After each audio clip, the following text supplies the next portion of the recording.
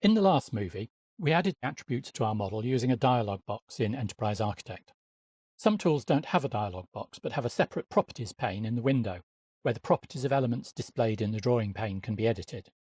Enterprise Architect allows you to edit the properties of diagram elements in this way through the properties pane. I select Schedule and Properties. You can see the properties of the Schedule class. However, you can't edit the attributes and operations in this way in EA. Some tools allow you to edit the attributes and operations in place in the diagram, and we can do that in EA. If I select an attribute such as Enabled and then click again on it once, you'll see that it's highlighted, and I can now edit it in the compartment. I can change the visibility to a plus sign, and I could edit the name of the attribute or its type. Hitting Return or clicking out of the compartment saves the edits. If I go to the dialog box, you can see that the effect of the edits is reflected there. I'll close that. I can also add a new attribute in place. I select an attribute in the list, right-click, and select Insert New after selected. It creates a new attribute with a default name and a type that I can edit. I'm going to add end date of type date. I'm going to do the same again for start date. And I'm going to add duration and leave it as an int. It may be useful to document the fact that the attribute duration is derived from start date and end date, so I can add a note to the attribute.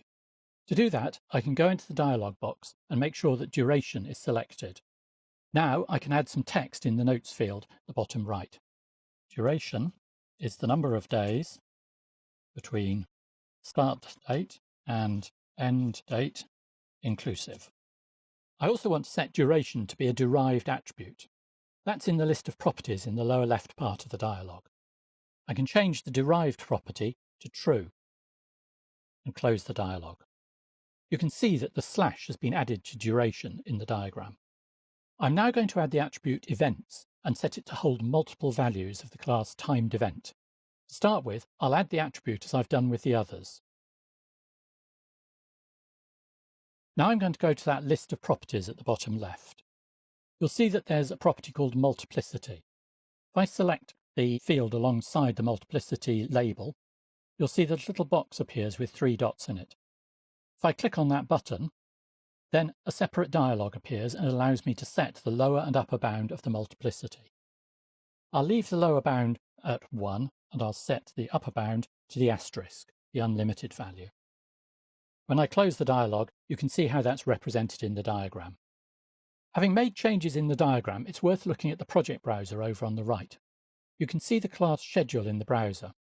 If I click on the plus sign next to its name, you can see that all the attributes are shown under the class that they belong to. At the moment, they're sorted alphabetically, but we can reorder them in the dialog box. I'm going to edit the list of attributes. I'd like to rearrange the order of these attributes. In particular, I'd like start date to be before end date and duration to go after both of them. In EA, I do this by selecting an attribute and then using the up and down arrows to move it around in the list. I press Ctrl and up arrow, and a dialog box appears warning me that features are currently sorted alphabetically. If I click on Yes, it will disable the alphabetic sort option. Now, if I press Ctrl and up arrow, I can move start date above end date, and I can select duration and press Ctrl and down arrow and move it after the two of them.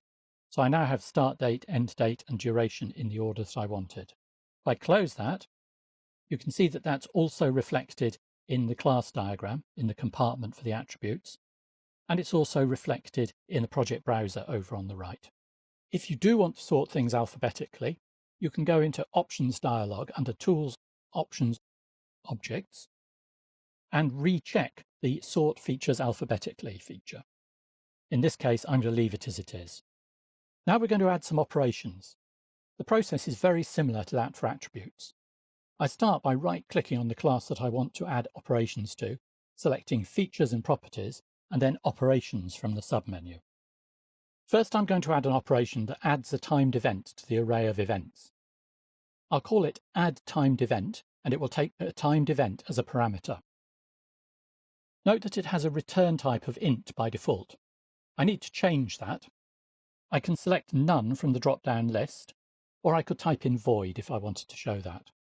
To add the parameters, I can either type the parameters into the parameters field in the list, or I can use the part of the dialog down to the bottom right to add and edit a list of parameters. I'll use that list of parameters. I'm going to add a new parameter called event, and it's going to be of the type timed event, which I'm going to find from the project browser. You can see that it's been entered into the parameters field with the type separated from the name by a colon. Now I'm going to add an operation to fetch a particular timed event from the list based on its position in the array. This operation will take an int called index as a parameter, and it will return a timed event. I click into New Operation and enter the name of the operation, which is getTimedEvent. This time I'm just going to type in the parameter details. Name first, then type. And I separate them with a colon. So the name is index and the type is int with a colon between them. The return value of the type is timed event. So I can either type that into the return type field, or I can select it using the browser to find the type in the model. I then close the dialog box so that you can see the results of these changes. I'll tidy up the diagram slightly to make some space and position schedule where we can see it. Note that in the operations in the class diagram, Enterprise Architect just shows the type of the parameters by default. We can change that if we want to for this diagram. Double-clicking on the diagram pane away from any elements displays the properties dialog box for this diagram. If you're using Enterprise Architect, you may want to come back and look at what's in here later. For now, I just want to change the setting to show the name and type. This is in the Features page of this dialog. In the drop-down list on the bottom right, I select Full Details and close the dialog. You can see that it's now displaying the name as well as the type of the parameter. I'm going to add one more operation, and I'll add this one in place rather than through the dialog box. I select an operation, right-click, and select Insert New after selected. This operation is called Change Dates, and it takes a date parameter called start date and an int called duration. I type in the first parameter separated from its type by a colon, then a comma, and then the second parameter separated from its type by a colon. It doesn't return any value, so I could leave that blank or type in void. As with the attributes, the operations have been added into the project browser over on the right. You can see them in the tree structure under the schedule class. So, in these two movies, you've learned how to add attributes and operations to classes in a class diagram.